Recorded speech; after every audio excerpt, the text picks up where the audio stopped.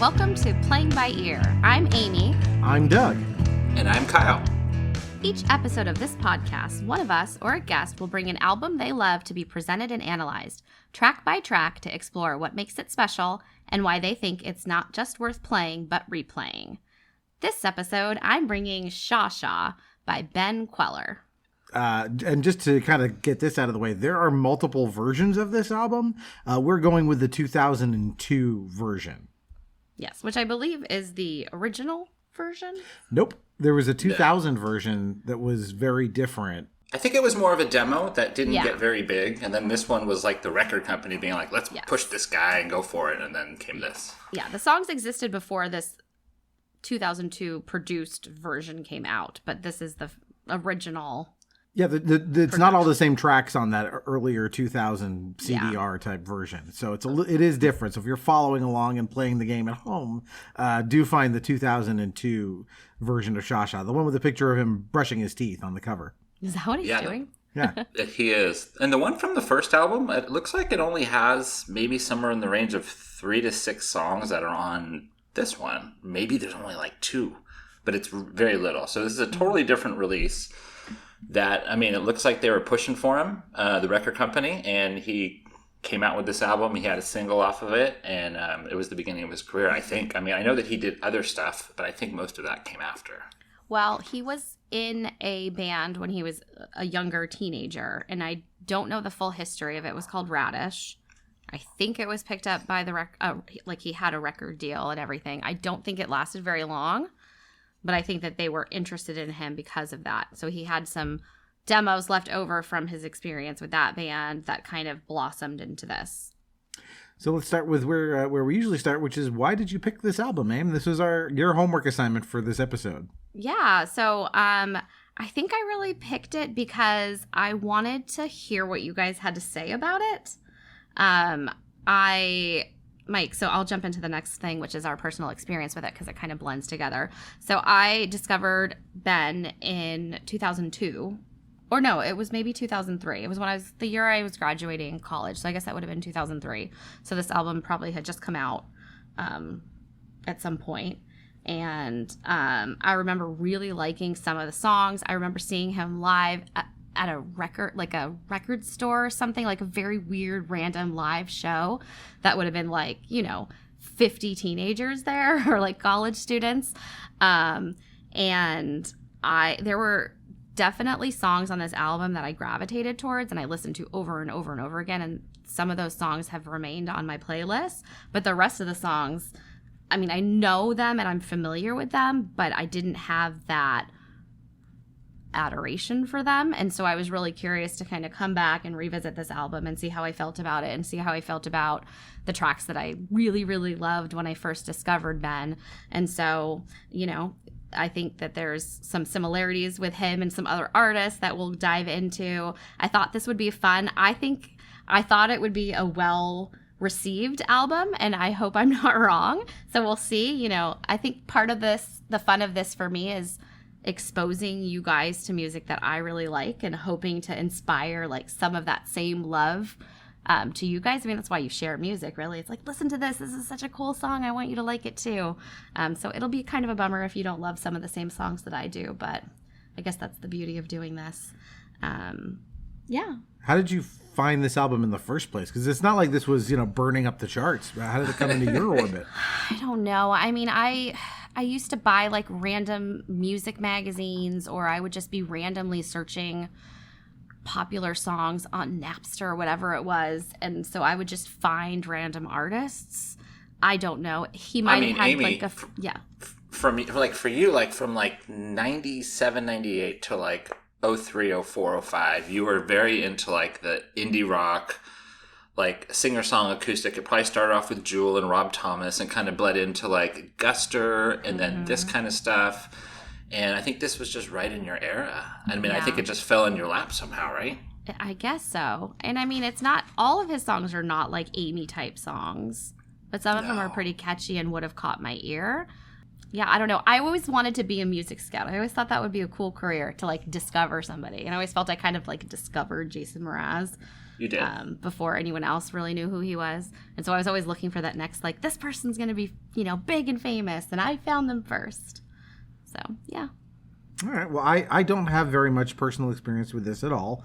I've heard some of these songs in your car. Mm-hmm. But outside of that, my only experience with Ben Kweller was extremely limited.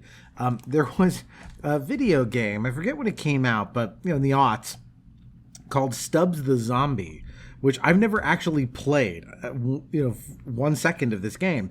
But it was notable because it had a really cool soundtrack, which I went out and got. Because the soundtrack, the game is set in it's a zombie game with kind of a Twilight Zone 1950s vibe. And so they got all of these artists, some of more famous than others, including Ben Kweller, to record covers of great songs from the 50s. So there was a version of Every Day by Buddy Holly that we actually used in our wedding. People walked down the aisle to it because it was a great cover. And then great song as is. Yeah, great song as is, but I liked this cover a lot from this video game soundtrack I randomly stumbled into. And on there was a version of Lollipop by Ben Kweller, lollipop, lollipop. Oh, so he does that. Mm-hmm. We're all in Stand By Me movie mode right now. Both of those songs from Stand By Me. Yeah, there's a bunch of good ones on there, but this is the only one that Ben Kweller contributed. So that's the only experience I had with him outside of, again, randomly hearing these songs come on in the car and then studying up for this episode. So that's my personal experience with him. Mine's lighter than that. I mean, I heard the name from early 2000s, knowing my sister. So I always heard the name. I think you tried to get me into it at one point. Strangely, not any song on this album is familiar. So I don't know. I don't think I did listen back then, but I remember the name. I think the way that I know him, besides for Amy mentioning him, is he plays a song with Guster off of their Keep It Together album called I Hope Tomorrow Is Like Today, which is actually in the Wedding Crasher soundtrack. Mm-hmm. So that's really, I think, how the world has probably heard his voice, even though they don't know that that's Ben Kweller singing. And that's pretty much my experience. So this was all just a brand new adventure. Fun. All right. So it's time for overall thoughts and impressions. I guess it probably should start with me. Sammy picked it, right? I think this is good. It is very. You can see the influences very clearly. Kind of like with the last album, right? Like you can see the pieces that go into this. Like mostly Weezer. His voice sounds a lot like Rivers Cuomo. There are some songs on here, the way they're produced, especially the harder rocking songs. It's Weezer. Like you can close your eyes and you think that's what you're listening to. So this reminds me very much of the indie rock of the early 2000s. And I remember this is kind of a negative point, not specifically to Ben Kweller, but I remember there was a lot of backlash at that time to we were getting inundated with Brittney Spears and NSYNC and this very poppy pop music that was everywhere. And so the response to that was for a lot of music critics to kind of go you got to listen to this indie artist, right? On our other show, we talked about Wilco and Elliott Smith, right? Starting to come up in this time. And Ben Kweller is fairly similar to those artists, the way they sound. And the negative part was you'd get this music review that was just gushing over somebody. You've got the 5 stars. You've got to get this out. And I'd run out and get it. And I would listen to be I guess it's all right. And I think this person was just so excited that it wasn't, Christina Aguilera or whatever, that they just had to be please people buy this instead of this pop music crap. But I will say, if you ask me to name one of those songs by Brittney Spears or Christina Aguilera or NSYNC, I can call the memory to mind.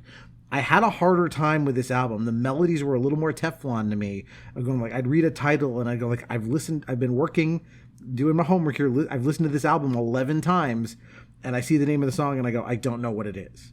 So it was harder for me to make these stick. Some of them, the better ones, the ones you'll see I gave the higher scores to, those ones I can call to mind pretty quickly. But so this felt like it was a little bit of in that just sort of sea of people just trying to make it, just trying to get over that hump as indie artists in the early 2000s.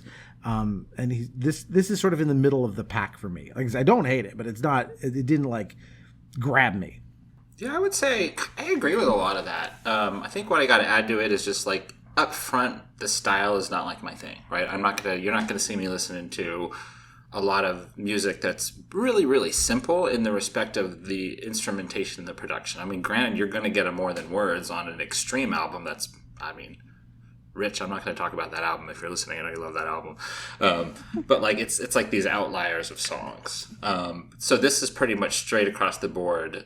It's very standard. There's not a lot going on musically behind a voice that we'll get into, and then just the chords and stuff. So it's kind of that singer-songwriter thing that's never been my cup of tea. But with that, it makes me look at the songwriting and say, okay, well, if he's not doing a lot musically, what has he got to do, like, with the melody and the lyrics and that kind of stuff? And that's where it got fun for me.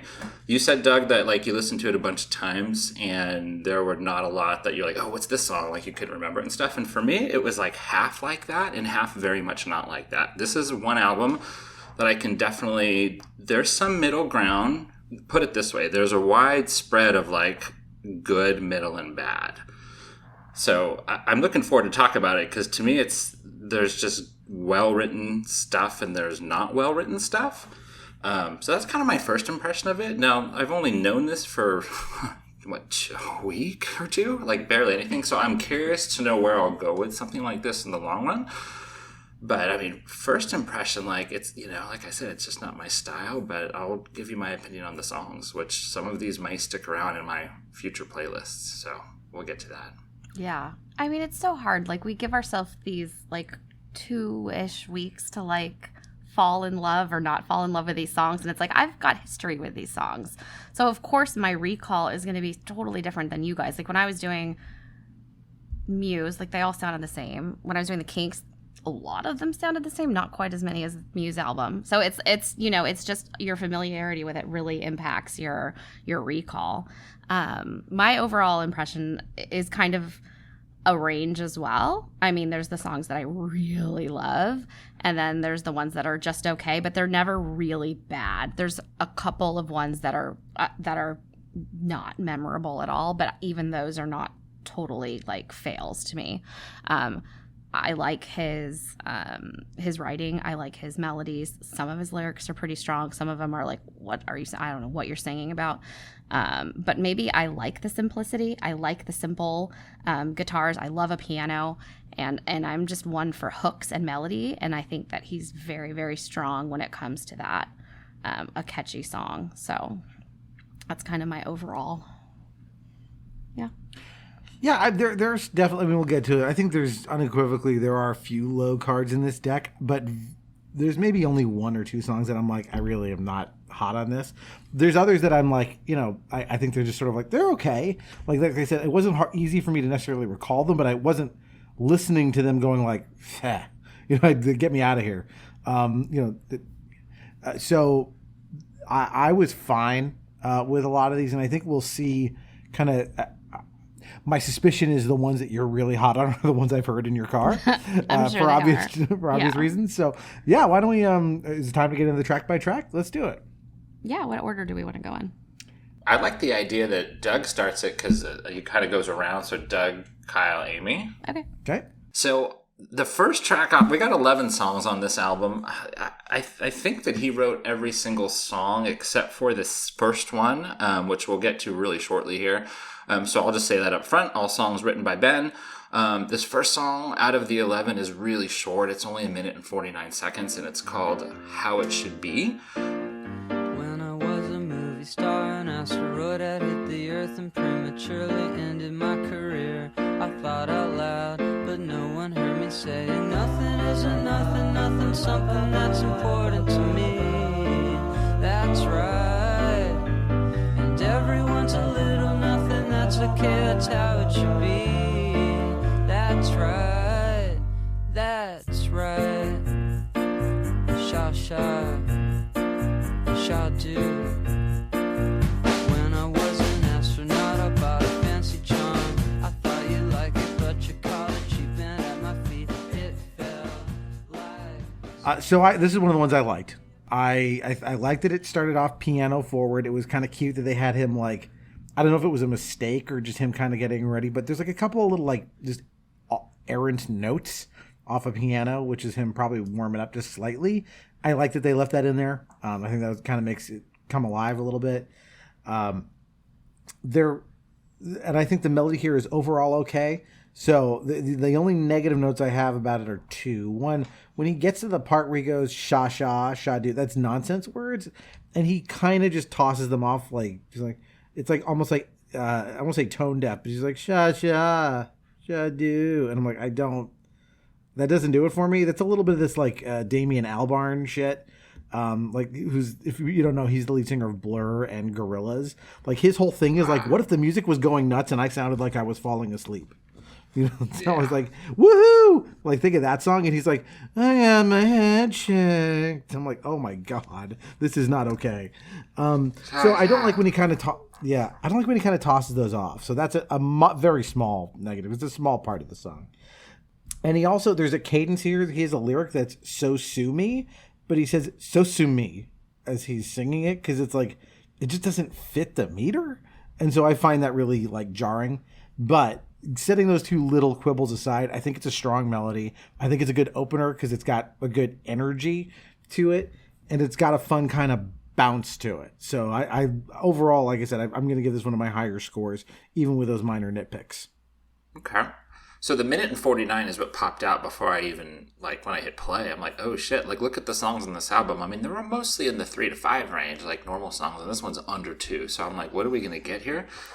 But the piano comes in, and I'm like, sweet, I'm in. And not only are we piano, we're 5/4. We're time signature stuff. We're having, like, we're got to think about what we're doing. It's not just standard. So you're immediately going to get me on something like that. And it doesn't matter. You know, any listeners that know me, I'm going to usually like Enter Sandman as an album opener. This is not Enter Sandman. But I think that based on what we're going to get from the rest of the album later on, this is a solid way to open up an album. It's weird because it feels like a song, but it feels like a commercial because it's so quick. I can imagine this being like a theme song to a show or a gum commercial or something like that. I think when the drums come in, it's cool because it keeps the flow of the 5/4 thing going. It's got a little synth lead in there that I thought was really cool. I think it's a good preview of what you're going to get. I mean, it's not very heavy because we know later on we're going to get some heavier guitars in this album, which we'll get to. And this is kind of light, but it's fast and it's upbeat and it's quick. What did Tom Hanks say in That Thing You Do? He wanted something upbeat. He wants snappy, he wants snappy, he wants snappy. And this is kind of what does it. This is not a hit single by any means. But this is a cool way to open an album. So I like. Cool. Well, this one, I agree with a lot of what you guys have said. Don't look at my piece of paper. Cheater McPeterson. Cheater. Not changing my score. I know, but you still don't look at it. All right. No previews, no spoilers.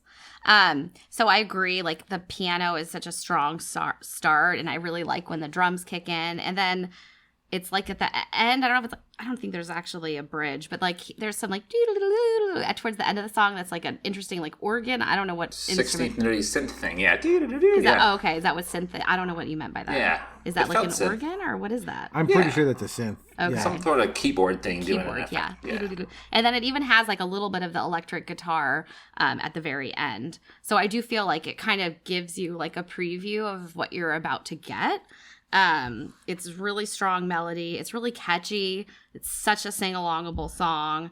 I think it feels like an opener, and it starts to blend right into track 2. So like for people who are paying attention to song order, like this is perfectly placed to go into song 2.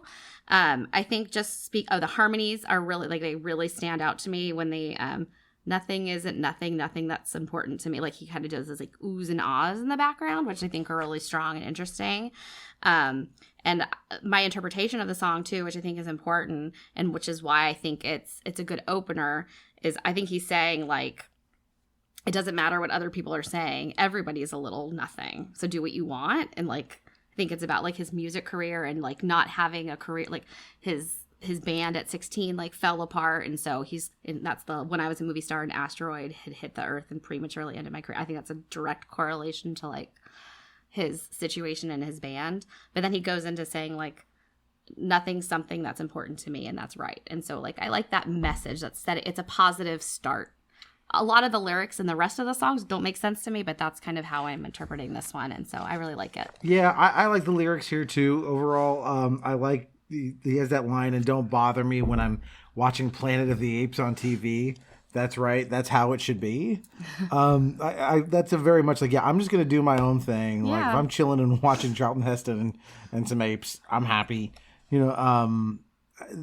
This is very much, and we'll see this pop up in lyrics elsewhere, but like this feels like a 20-something person having that like quarter life crisis a little bit about like, I'm just a little aimless. I'm not, established anywhere yet. What am I supposed to be? What am I supposed to do? Those types of questions that we face at that stage in our life. That does pop up in a lot of these lyrics. Yeah. Yeah, you guys. I mean, Amy, you go deep on the lyrics, and it's cool. And obviously, you know the song. You've known the song for a couple decades. And for me, I'm just like, cool 5/4 piano, like jam. Like, I don't know what he's talking about, but I've heard it 5 times. What do I know? Well, that's what we bring different elements to the songs, because I don't know what 5/4 means. Yeah. Sounds cool to me, though. All right, so should we do our so scores? I think it's time. Oh yeah, scores. Let's do some scores. Doug, go ahead. I gave this an 85. All right, this one. So I always say 80 and above is like, to me, like solid. This is a 79, so it's just right there. How dare you? I'm a 97. Honestly, it was a little bit lower. I know. It was a little bit lower, and then another song came in high like this, and I was like, well, I like this one equally, so I had to bump it up a little bit. So, yeah. Wow. I love this song. I listen to this song a lot. It's on my rotation quite a bit. And it's so short, so I get through it quite. Yeah. It makes me want to pick a New Kids on the Block album for my choice, just so we could see like something like way off the charts weird that nobody would think that we would like. But anyways. All right, we'll move on to track number 2 here. So the second song on the album is called Wasted and Ready. It's 3:51.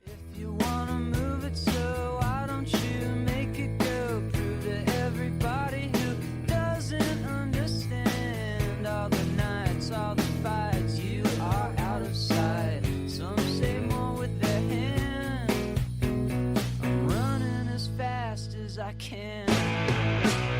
She goes above and beyond her call of duty. She is a slut, but X thinks it's sexy. Sex reminds her of eating spaghetti. I am wasted, but I'm ready. I am wasted, but I'm ready. I am wasted, but I'm ready. Running as fast as I can. I'm running as fast as I run.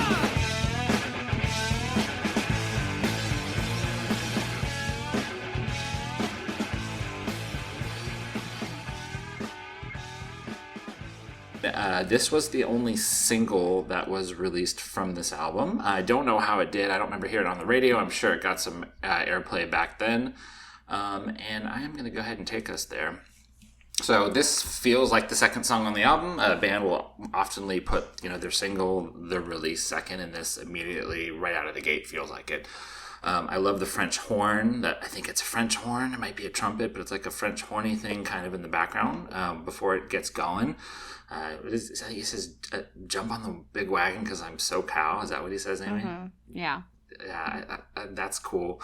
I think you're not going to get me talking about lyrics very often because it takes good lyrics for me to like really hook onto it. And this one actually really got me. Once it kicks in, we're talking Weezer, we're talking Fountains of Wayne. We're right there in the mid to late 90s, rocking the way that I like to rock. And I like to rock a lot harder too with Metallica and Van Halen. But this is cool. It's cool because it's rocking. It's got a good melody. It's got a mellow verse. It's got the heavier chorus. So it's got that contrast between the both, which I really like. I like when it gets to the chorus where the music is like the don-don-ch, the don-don when he's singing I'm Wasted and Ready. Mm-hmm. Cool track, this is one I think that will stick around for me. I'm glad to know this one. When I first heard this one at the gym, by the way, I do a lot of my music listening at the gym. I'll put on a whole album and I'll work out for it. And I'll keep going back through the whole week. And this was the one that when I was going back to my car, like I was humming this one. This one stuck to me right away. So I like it. Passing it on to you, Amy. Cool. This one definitely reminds me of Weezer. Like, when I first listened to it, I don't think I realized the connection, back however many years ago that was. But definitely listening to it, especially like you say, how it goes like the gunch, unch, like whatever. I can't sing like you can, but like I think you do that one more time though? Unch, unch. Is that the guitar? Yeah, I Okay. think so. Yeah, I think it's the chorus. And I think that the lyrics are a little weird here. This is where it lost me kind of a little bit, but not enough to like ruin my score. But like, I don't know what he's talking about. She is a slut, but X thinks it's sexy. Sex reminds her of eating spaghetti. I'm wasted, but I'm ready. Like, what? What are you talking about? But I like it. I think it's really catchy. I think you want to sing along to it. I think this would be so fun live. I feel like he would just be rocking out to this and everybody would be kind of like bopping along to it. I think I don't have a lot to say about it other than just I think it's really catchy. I don't take it too seriously with the lyrics, and I like how he sings it. I like how he pronounces his words, like his pronunciation. I don't know if he's intentional about it, but I do like how he sings. Over to you. So, I mean, as far as I'm concerned, this is a Weezer song. This sounds so like if you just play this for someone and you didn't tell them, I guarantee you they would assume it was Weezer. Not just, I mean, the way it's produced, the all the settings on the guitars, the sound of his voice, like it sounds like Weezer. That said, it's a really good song. I like this one. It's a comedy song. Like that lyric, sex reminds her of eating spaghetti. That's a great lyric because it's so weird. And it sounds like something somebody must have said to him at some point. Like, he just heard that and thought it was really funny, so he worked it into the song. I'm assuming that's what happened. And the whole motif of the song, right? I'm wasted, but I'm ready.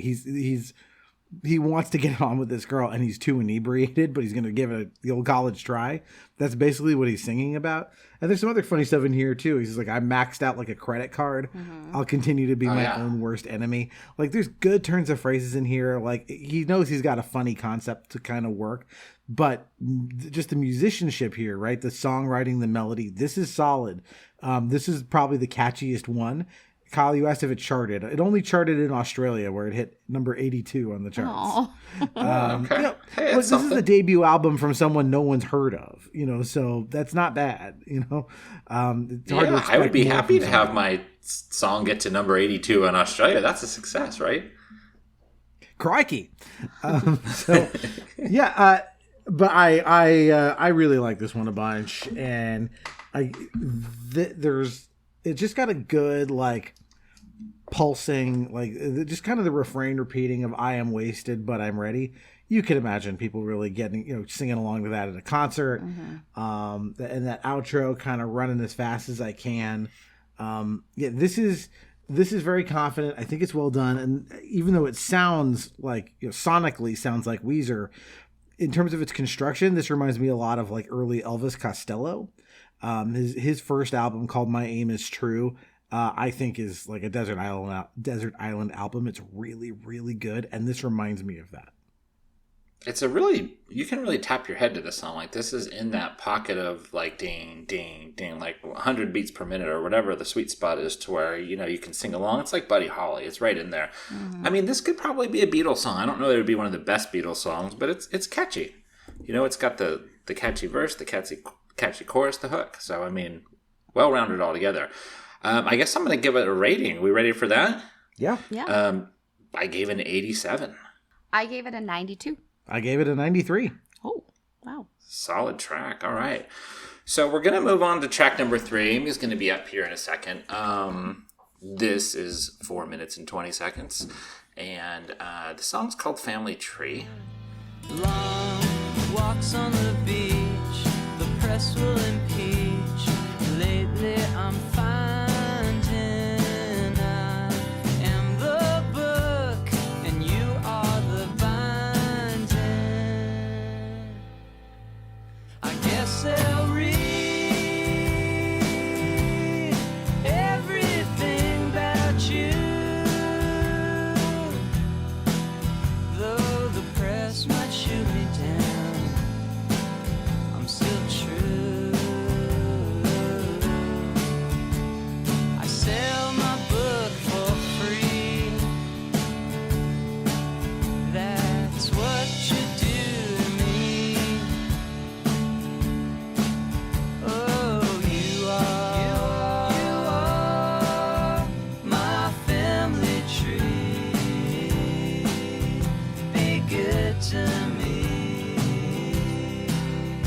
take care of me. Bop, bop. Bop, bop. No single, none of that for the rest of it. So it's basically just going to be announcing the song name in the length. So go for it, Ames. Yeah, so obviously I know this song, and I didn't think I liked it, and then the more I listened to it, the more it really grew on me. Are they minor chords? This one? Does anyone remember? I think the first chord is a minor. Okay. Dun, dun, dun, dun. That's a minor chord immediately, yeah. Okay. I feel like there's something about minor things that I like. I really like the lyrics in this one. I don't know if I'm interpreting it correctly, but the way I'm reading it is like he's starting to get fame, and he knows that the press is going to be writing about this girl, and he's like, I sell my book for free. That's what you do to me. So he's like, I don't care what you say about me. I don't care what you write. Like, I am so in love with you. Like, this is just who I need to be with. And there's some lines that are like really, really strong. When I can't lift my own head without you, if my mental state kept you from coming around, I hope the world would shoot me down for losing you. A broken branch I'd be if you weren't grown to me. Like, that's just like, this is something you want someone to write a song like about you in this way. I think that the song is less like Weezer, so it doesn't quite remind me of them quite as much. That does it remind you of eating spaghetti? No. I think it's catchy. I think it's got really good harmonies. I think it's really strong. This is one of the ones I was not so hot on. All the notes I wrote on this were just meh, mid-tempo. I agree with you, though. I think the lyrics are good. I'll give you that. But melody-wise, this does nothing for me. This felt like good lyrics in search of a better melody. It didn't. This is one of the ones I had. The only reason it was easy for me to remember it was that it had this repeating bop bop throughout it. But like that's not interesting. That's that's like you ring it on a game show and you hear that sound. It's just so this did not work for me overall, at least melody wise. Like I said, lyrics were good, but melody just this felt real flat for me. Yeah, so lyrics, I'll mention lyrics first. And what I wrote down as far as lyrics is lyrics are fine. And if I'm going to say that actually means something because it's not bad. I'll always say it that like lyrics don't need to be great for me to like it. Could be the most amazing lyrics and it's still going to be fine and above unless it's like so catchy. These are fine. Like lyrics are fine. It's good. Now let's talk about the rest of it. So first off, there's the bop bop thing with the double vocal doing the bop bop. He's not just doing it by himself. There's like a double track there. And I'm not into that. Bop bop and the double vocal. It's like I kind of didn't need it, especially more than once. I thought the verse was boring. I think overall the melody just wasn't great. It wasn't anything memorable. The harmony in the chorus was nice. Like that at that point when that harmony comes in, it was a little bit of relief. So when I give it my number rating later, you'll know that it's only that high because the harmony kind of, and the fine lyrics, of course, the harmony kind of like, okay, this isn't horrible music. But besides for that, I wrote this down and I wrote it in bold, and we're going to talk more about this, is that there's nothing musical going on to distract from that.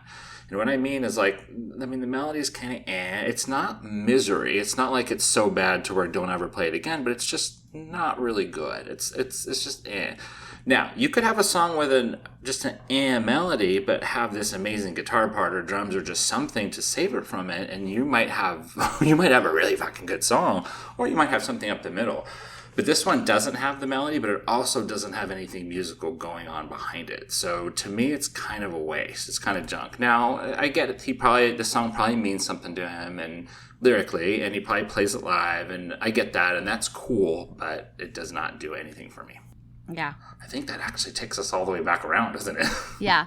I think that if not for the lyrics, it would probably be a lower score for me. But I do really appreciate the lyrics, and I forgot to mention the harmonies, the you are, like I think that's really cool. My family tree, like I think that's right there, really strong. Yeah. But yeah, I get it. Should I give it Rating, my score? Yeah. It's gonna be way higher than yours. I gave this a 92. I gave it a 70. And I gave it a 66 because the melody was okay, but it would have, if it didn't have that chorus harmony, yeah, it would have been something we haven't seen on any of these podcasts yet. So, it's gonna drag your guys' average down significantly. Those D's, like. We'll see. We're only a third of the quarter of the way in. That's all right. I mean, I got something down there too.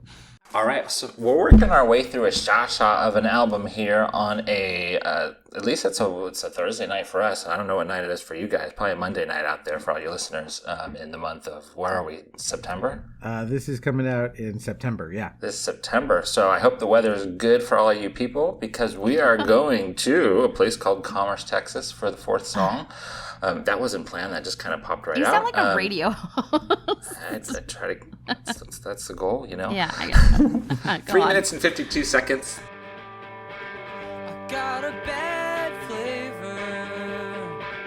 I got dirty clothes.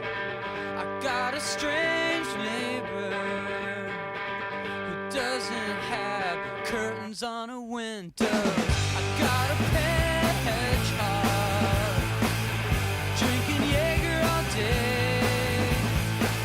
You got my Crepe combo and a baby on the way, but it's okay. It's gonna take a lot of time before I can cross that finish line. And when I can't take the fall, I really wanna make that call.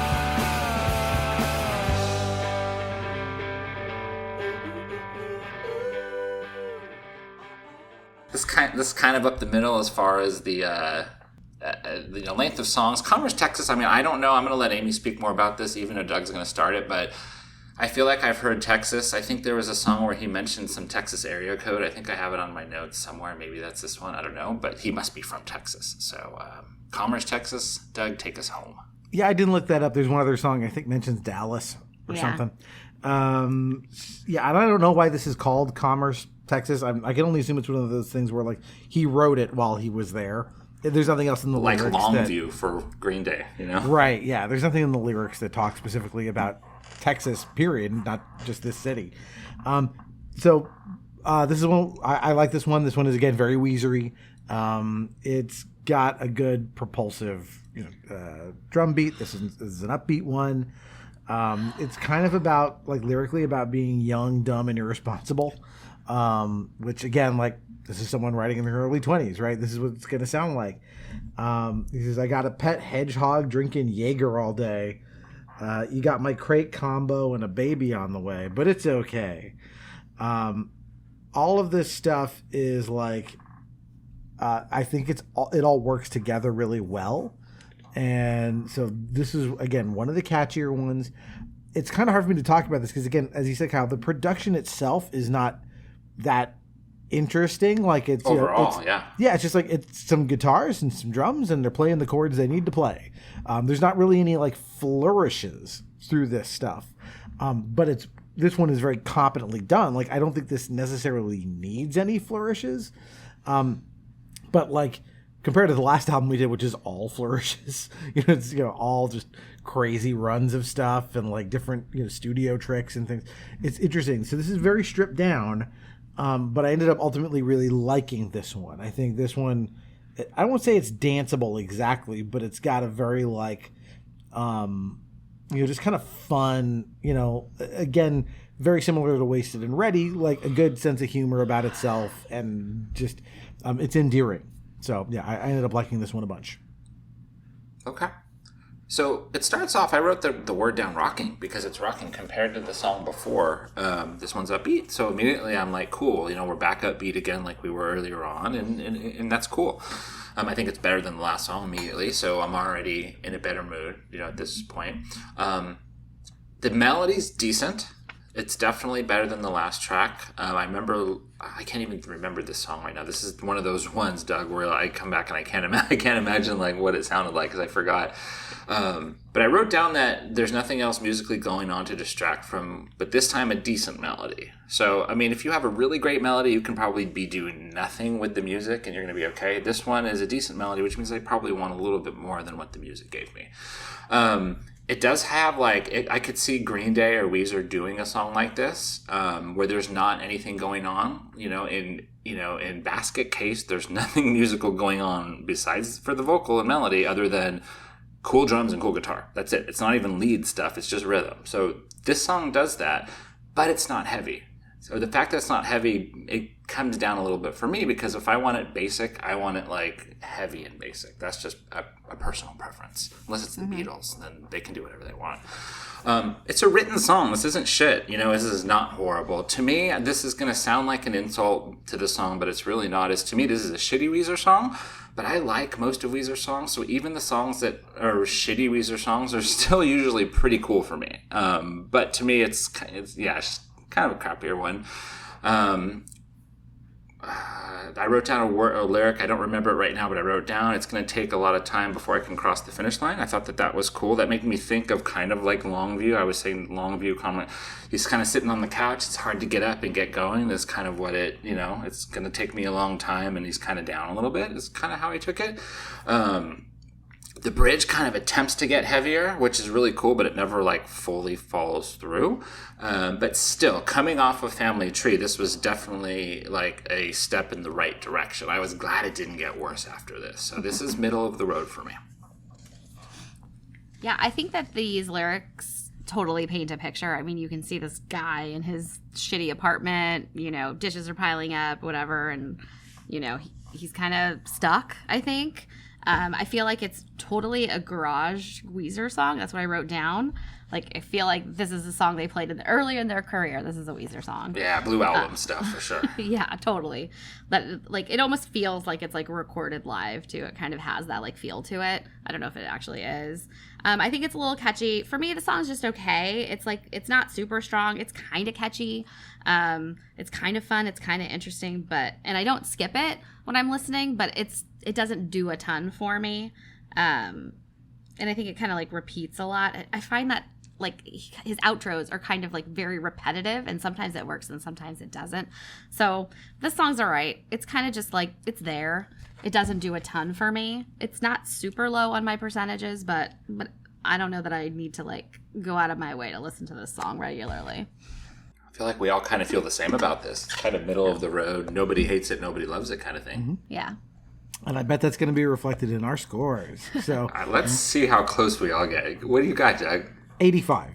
Oh, wow. Okay. So for me, an okay, it's a 70. Okay. And I'm an 80. So okay. It's a little bit of a spread there. Sort of. Yeah. All right. So before we go on to the next song, here's a word from our sponsor. Okay. Do you need earrings?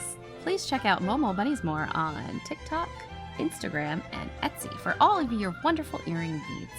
And while you're enjoying your earrings and or taking a pee, you can listen to our other show, Nostalgia Marcanum, available wherever you get your podcasts. Do you have nothing to listen to in the car? No, I have many. I have a phone with access to the entire library of human sound production. Do you feel like you've run out of things and content to listen to?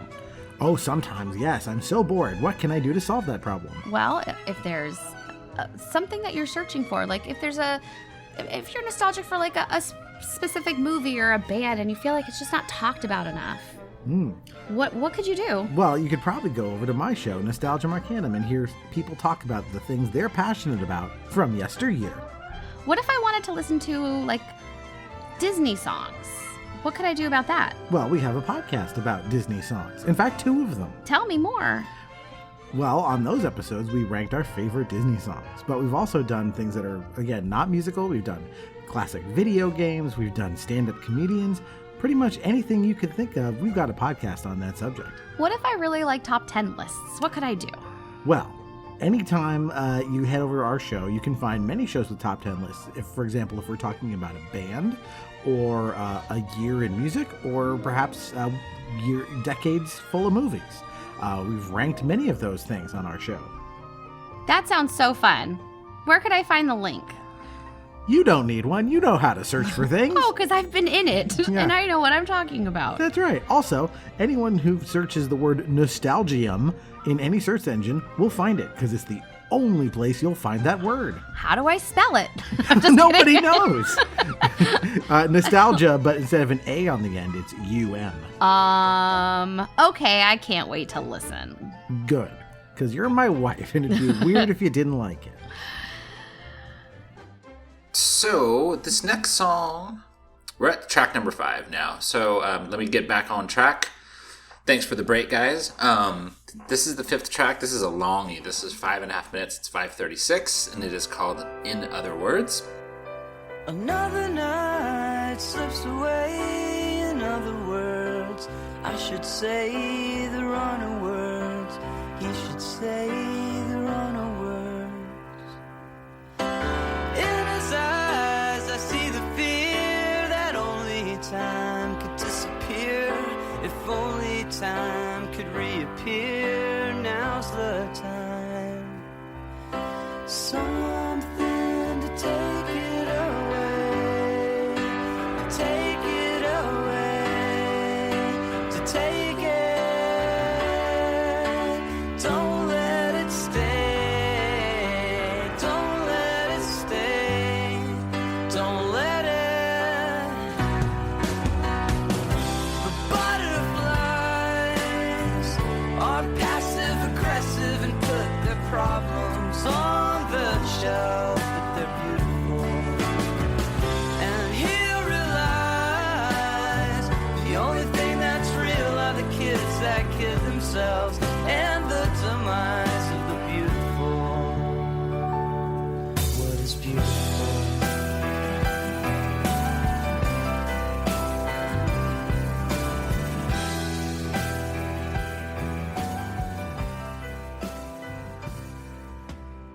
Da-da-da-da, da-da-da. I like the melody. This one's cool. This is one that really caught my brain. So the piano's nice. It's melodic. The verses are melodic. This is well written.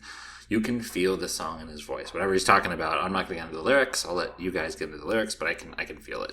I like that it's a nice long melody. So another song that comes to my mind is "Damaging Your Heart" by Weezer, where it's like this whole long da da da da da da da da da da da. It's long. The melody is not just a like quick like one bar thing that repeats itself. This has a long melody. I really like when bands do that. It's very cool.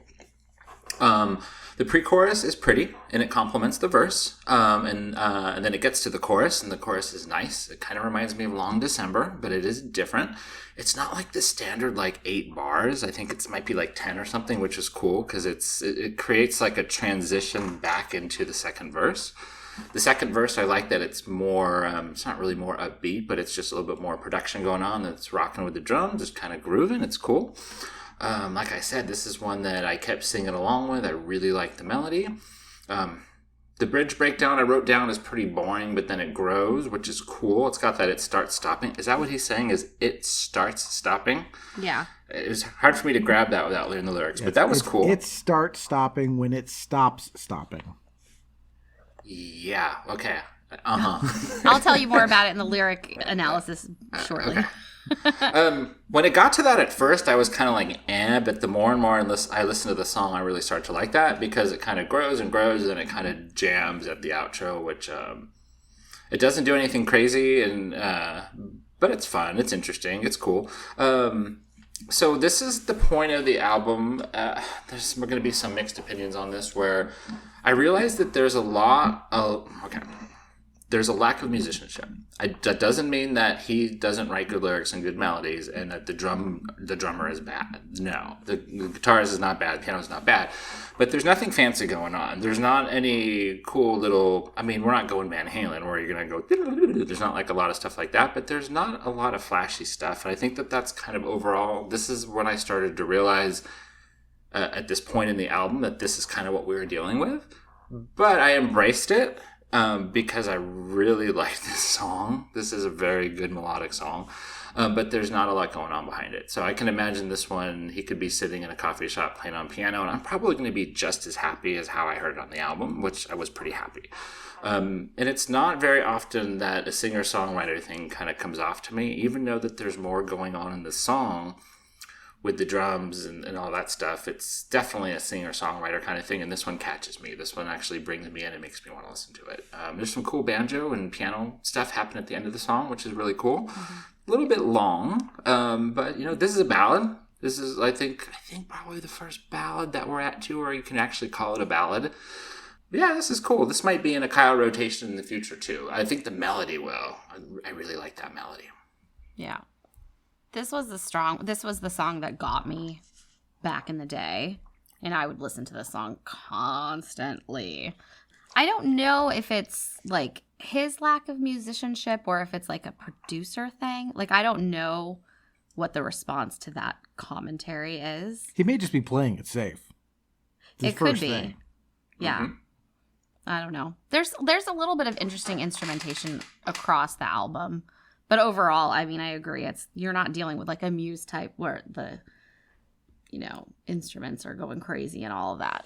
But I still love it. So anyways, back to the song. I love this song. I think it's so pretty. It's so strong. I love a piano, and this song is like piano heavy. All of the melodies are so strong. And I love the way it ends. I love that it kind of like swells, and then it just like, it starts the bridge starts really slow, and then and then he's like rocking out, and you've got the banjo and the drums kicking in and all of that stuff. I think there's drums. Drums in there. Mm-hmm. Yeah, it's rocking. I think the message, it took me a long time, and I actually had to like look it up online because I was like, I don't understand what I'm reading here.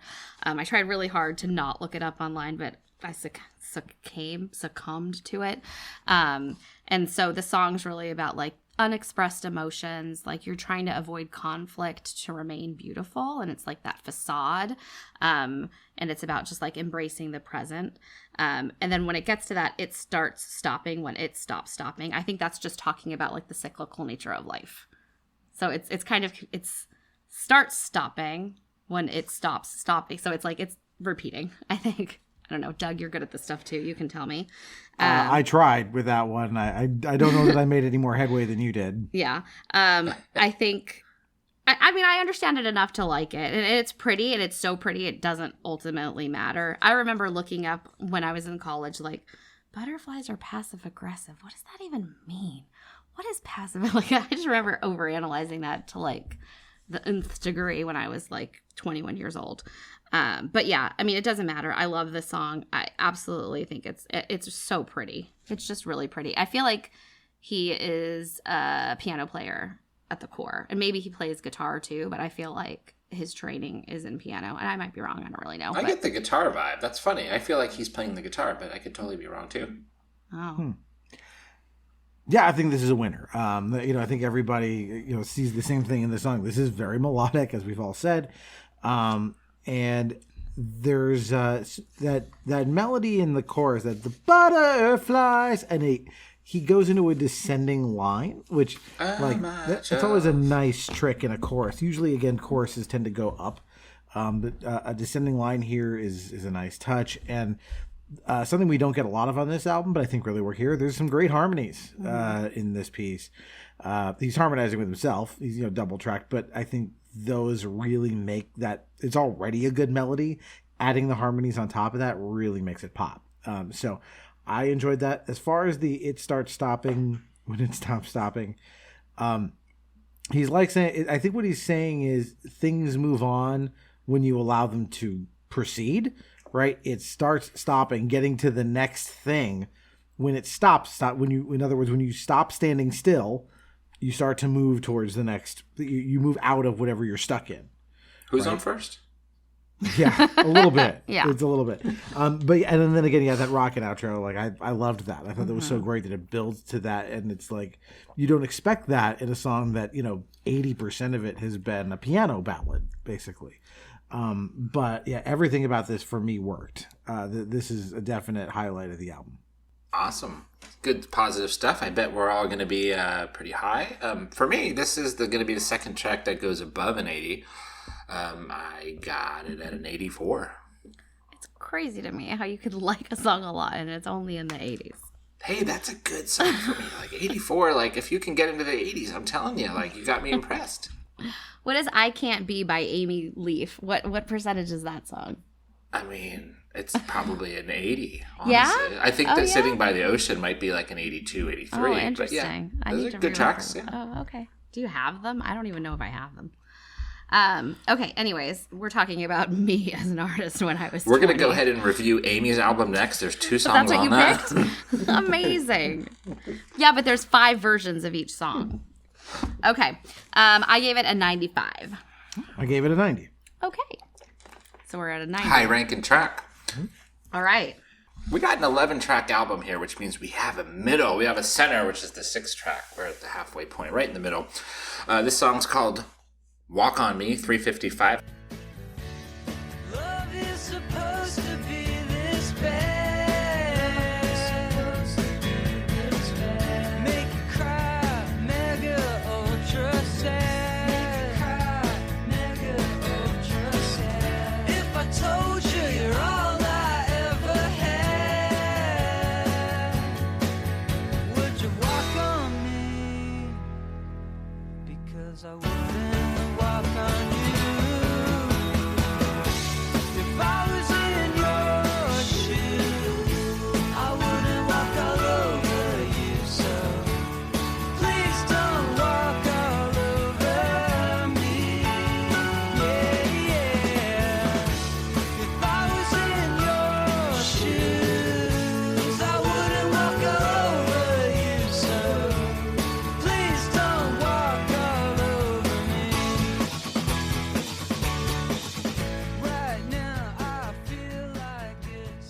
I did not mention that, in other words, I think I said it was a longie at 5:36, but it is the longest track on the album. So Walk On Me is kind of up the middle.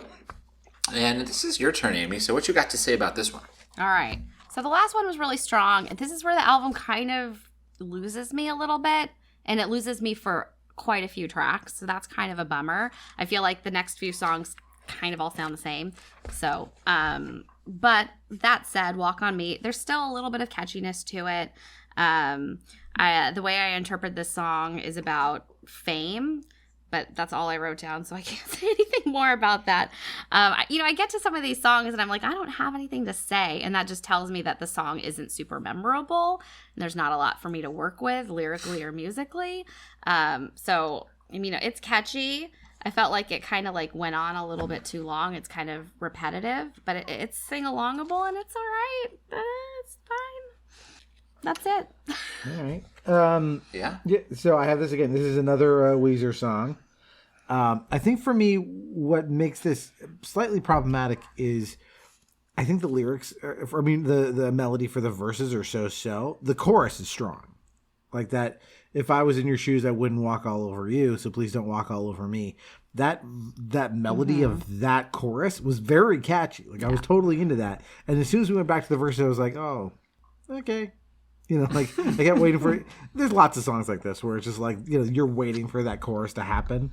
And so, that's going to be reflected in my score. So this song is sort of pulling me into the verse, the melody for the verse isn't bad, but it's just not a standout the way I think the chorus is. So, yeah, that's kind of how I feel about it. I have this as it's almost like a slightly faster poppy Island in the Sun. It's got a little bit of that vibe to it. So, yeah, I'm fine with this. Right in the middle. All right. So let's start with the positive. I wrote down that I like that it's upbeat, which I do, because we just came off of a very strong ballad. And the one before that was just okay, but we're back to upbeat. So that's a good thing. So at this point, I'm liking the flow. I'm liking not rhythmically, but I guess tempo-wise of where we're going. Now let's really talk about the song.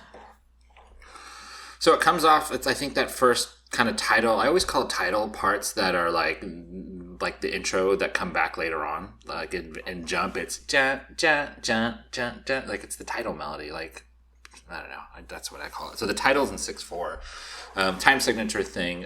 It's the thing about this time signature being different is I feel like he's doing it because he wants to be cool rather than it actually being cool in Sha Sha and how it should be the first song. That verse is in 5/4, and there's not many people on the planet that are going to be able to tell you that just by hearing it, because it's just kind of tricky and it feels funky and it's cool. This one seems intentionally in 6/4 for the titles, which anytime you're intentional, you're going to make me not that interested. So there's that. The verse is just vocal and then nothing background music. Like, there's nothing happening. Like, I think it happened in Commerce, Texas earlier, definitely in Family Tree, to where, and I wrote it down in bold again for this song, but again, nothing else musical going on in the song, this time with a so-so melody. So the melody is just kind of eh. I mean, it's not misery, but it's okay, and it's not that interesting. So that's kind of like a lot of not a lot, but like half of the album to me kind of has that thing to where like the melody's not great and then there's nothing going on behind it to keep my interest.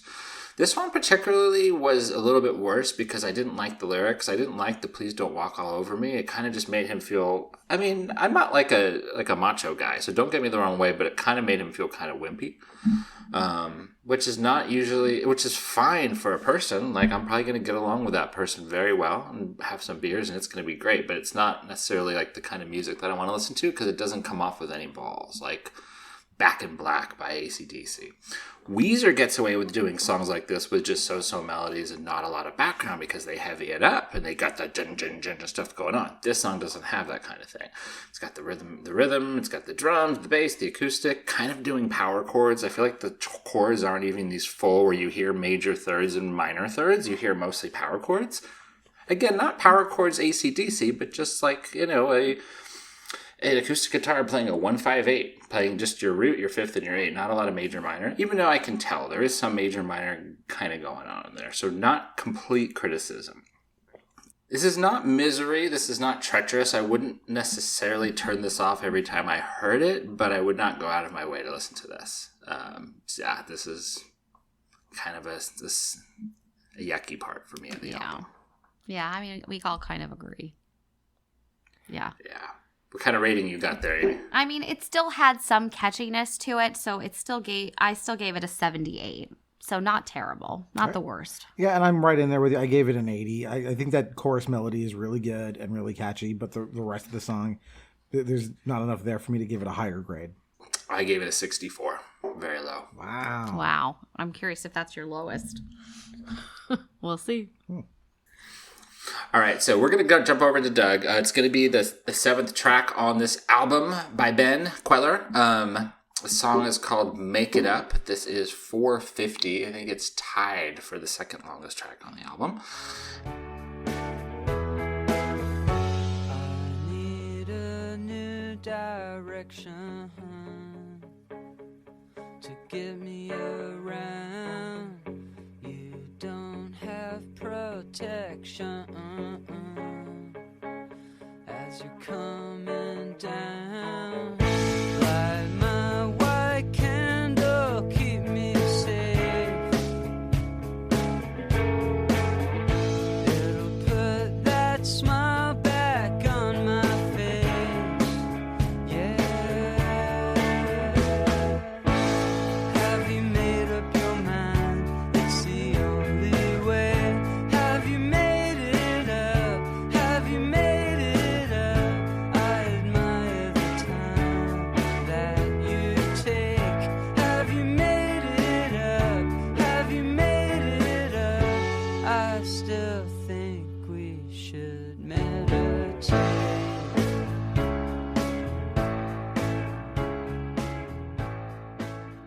I think I could cut and paste what you said about the last song into this one. This is a Weezer track again, like in terms of production, right? The sound of it. I wrote, this is mid-tempo. I can never remember this one. The chorus is still a little catchy. Not as catchy as Walk On Me. This like, have you made up your mind? It's the only way. Da-da-da. Like, that's okay. Like, I kind of remember that. I'm able to call that to mind. But yeah, this song, again, is Teflon for me. It's not sticking to my brain. There's some like interesting, weird little lyrics in here, right? The reference to like Obi-Wan and Yoda will keep me safe. I don't know what that means in this context. He doesn't otherwise reference Star Wars in the rest of the song. So I don't know what these characters are being talked about for, but it stood out. I guess maybe what he's saying is like, I can retreat to, watching Star Wars for a good fuzzy feeling. You know, that they'll keep me quote unquote safe, right? I can just do that. But all of this, like, have you made up your mind? I assume he's talking to a girl, you know, do you like me or not? Kind of, you know, have you made up your mind to date me or to, you know, break up with me or whatever decision she's going to make. But it sounds like he knows it's over.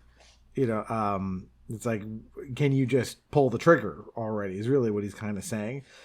But yeah, melodically, there's just like, it's just fine. Like it never got off the ground for me. All right, so the single rhythm guitar in the beginning is cool. I like that there's some reverb on it. I like the sound of the guitar. It's like the tones, it was really cool. Piano comes in, I like it, I'm in right away. I wrote down the lyrics, need a new direction. Anytime you say something like that, it's just going to catch me because it's like it's headed somewhere, a new direction. It just kind of brings me in. So I like that. I like the verses. I wrote down that the chorus is really boring. I'm remembering it now because Doug, a minute ago, you were saying it, so I can imagine it. But overall, even though it's kind of memorable, I think that it's a little bit weak. It doesn't really take me too many places. I do like kind of the overall sound production with the piano going on for this one. So like just that overall feel with the piano going on is actually pretty cool to me. I just don't think that the melody and the lyrics are very uplifting. Again, it doesn't really take me anywhere. It's almost 5 minutes. I think it's a little bit too long. The bridge gets heavy in the middle, but it doesn't last long. It has a quick little bridge heavy part, which it's like, cool, bring the Weezer back. And then it kind of goes away. And then it comes back at the end for an outro, which I thought was nice. It was kind of nice. For some reason, I wish that it was faster. Like, I feel like that part was cool, but I wanted like the meter to speed up a bunch and play it faster, which I think later on in the album song does, which we'll get to. But yeah, that's pretty much about all I got to say about this one. This is, again, one of these middle-of-the-road ones where I can kind of, you know, don't really need. I can do without it, but I also don't hate it.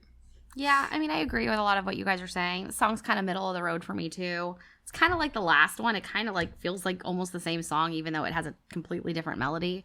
They're just both kind of okay. There's something about the melody of the Make It Up that just makes me think of another song, but I can't place it. Like, I get deja vu every time I hear that part of the lyric. Have you made up your mind? It's the only way. Yeah. That's another song, and familiar. I don't know what it is. Yeah, and maybe that's very familiar. Yeah. So I'll have to meditate on that and figure out what song he's referring to, or I mean, it's reminding me of. I like the part that you referenced, Kyle, about where it gets stronger and he's kind of like, fucking make up your mind. Like, I liked that part. I was like, oh, this is cool. And I want it to stay here, but it doesn't. It's just kind of a boring song. Lyrically, it's open to interpretation. It could be about a girl. I think it also could be, I don't know. I keep going back to like Fame and like him singing to the crowd and have they made up their mind on him.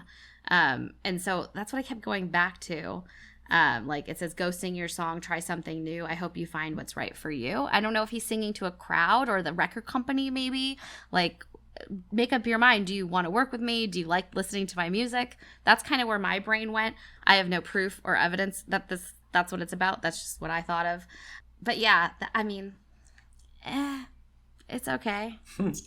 I wonder if he's singing that to himself too. That's another suggestion I'll throw out there. Maybe he's like singing it to himself.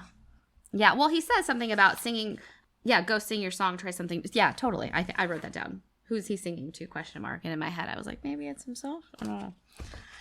Anyways, ratings. Yeah. What do you got, Doug? Oh, was it me on this one? Sorry. 70. Yeah. It's a good thing I wrote it down, right? Because we would have just been like lost every time. Where the hell did we start? Yeah. You're a 70. I'm a 71. Very close. I gave it a 78. Just because it's still got some catchiness to it. Okay. It's getting worse soon, though, guys. It's getting worse. We're going... Interesting. It's interesting that you say that. It's interesting that you say that because, well, I'm not going to spoil anything. We'll get into these. Who's up? So that was track number 7. We ready to move on to number 8 here, right? This song's called No Reason, coming in at 351. Let me get lost. I'll drive you around till I run out of gas. Find me a boss. There's ripples in my tea, 'cause an earthquake's coming and there's people meeting on Mars, and people driving in their cars, and kids are laughing under the stars. Today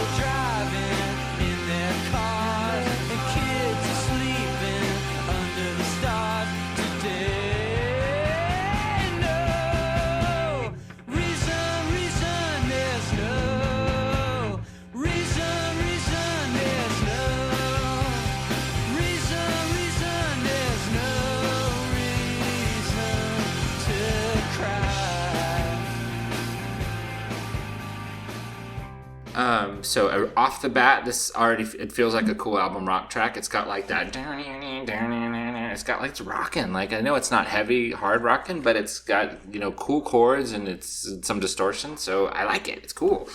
And we're just talking about guitar. This is a title melody. I'll say that a lot. It's just like kind of that transition guitar non-vocal part, and that's just cool. So that alone is already cool. The verses are nice. I like the verse. I like the pre-chorus. I thought the chorus was a little bit weaker on this one. I didn't hate it. Not very memorable to me though. I think overall, it's kind of just a cool album rock track. It kind of has a little bit of a punk rock vibe to it, which means he probably likes playing it live, I would think. I think overall, the good things about the song, like that title part and some of the verses, sort of outweighs, which to me is more of the shitty parts of the song, because this song doesn't have all great parts. It's got some crap in there. But overall, I think that it's pretty solid. This is a pretty decent one for me. What you got, Amy? I disagree. This is the song on the album that I kept having to restart it because I was spacing out when it was playing. So it was one of those for me. So I don't have a ton to say about it because there was nothing that was clicking for me. The lyrics, I don't know what's going on. The melody wasn't super strong. It just wasn't doing it for me. So I don't have a lot of commentary on this one. It's just, I don't have a lot to say. I don't have a lot to say either. My notes say, quote, I hate this chorus. The cadence is weird. Which part is that? Reason, there's no reason. Yeah, okay. It's not great. It's like it's like Yoda. He's got the sentence out of order because he doesn't say there's no reason. He says reason, there's no reason. It's like, again, he stops in the middle of the sentence at the end of the line. It's so weird. It doesn't work, and the melody, even if you replace it with different words, still isn't good. It drove me nuts. There are some cute little turns of phrase. Just this whole idea of there's people meeting on Mars and people driving in their cars and kids are laughing under the stars today. That's almost a Bowie lyric, but this is not a David Bowie song. So yeah, this is one I would prefer to skip past. I think this is one that did not work for me at all. Listeners, this is one that Doug would prefer to skip. This was it's still not my lowest score, by the way, but there is one I disliked more. But yeah, I didn't like this one. Okay. Interesting. I feel like we're kind of all around for this one. I might be the highest one, but our ratings are a little different. So my rating for this one came in at a 79. Oh, wow. That's pretty high for Kyle. It's a 68 for me. And I gave it a 70. So okay, wow. So this is one we need to remember. This is a song. And the funny thing is this is not by any means my favorite song on the album, but I like it more than any of you guys. Yeah. Interesting. All right, so before we move on to this next song, we have another commercial break coming out there. So, Amy, can you please tell us about Snickers while I go take a pee? So, something I like more than a Snickers is the Three Musketeers. Now, people would say that there's more to a Snickers, and you've got that kind of caramelly, there's more to work. There's nuts in there, right? There's more to it. But I'm a nougat girl. I like a nougat. See, to me, that's hey, you can buy the base car, or you can buy the car that has the sunroof and the this and the that and that. And if you told me they were the same price, I'd be like, why would I ever pick the one that has no features off the one that has over the one that has I mean, if you're lots not of features. Crazy about the features, you don't care if your butt is warm or that there's a sunroof, then you just want the base. There's no reason to splurge on that.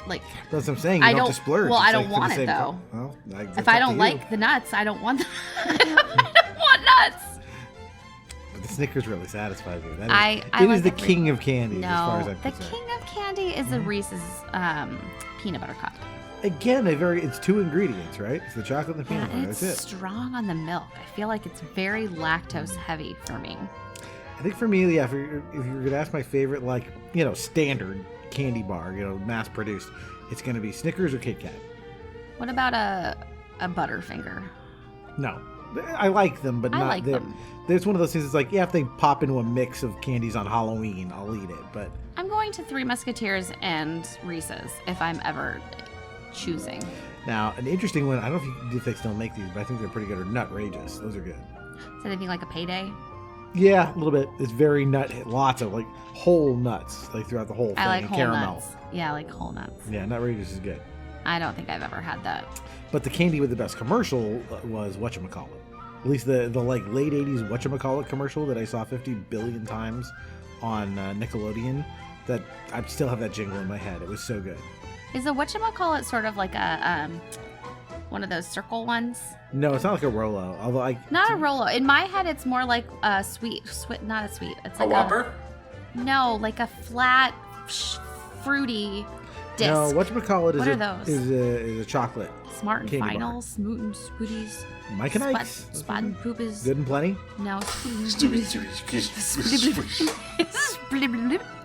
That's why they don't make them anymore. They're They have like no name discs that recognition. sit into each other, and there's like Smarties? Yeah, I don't like those. They're No. too sugary for me. Heh. that's what I think of do not like whatchamacallit is Smarties. like. I don't know what a whatchamacallit is. No, whatchamacallit's a chocolate bar. Okay. Hershey's. You Yeah. gotta go Hershey's. Now, I have a coworker who says Hershey's is the worst chocolate in the world. She's European. It's mass-produced. She thinks it's terrible chocolate. It's not terrible, but it's just mass produced. It's fine. I like it. We went to the Hershey Chocolate Factory in Pennsylvania. It was so good. It was so fresh. Did you poop there? I did. And I went No, on the you they have a- didn't. Yeah, I did. I remember doing that. I had ice cream, and they have a dark ride inside of the factory that's free. You go into this factory, you got ice cream that you can buy, and then they have a ride. It's like, it's a dark ride, so it's like Snow White, right? But it's like 15 minutes. It's a 15-minute dark ride. It's the shit. Wow, and that's where you pooped? Not on the ride, but Yep. You can All right, cut we ready? this part. Right. Yeah. Okay. All right. So we got a song called Lizzie, 4 minutes and 6 seconds. Sign me up, I volunteer. Votes are in for lifeguard of the year. Her feline past lives are plain. Their singularities are shown in this life again. Like Mama said, don't you let it go to your head when you know you're being fed. I'm so proud to know you, Lizzie. I'll write, I'll sing, telegraph, telegram, telephone, telling you I'll be home soon, dying new.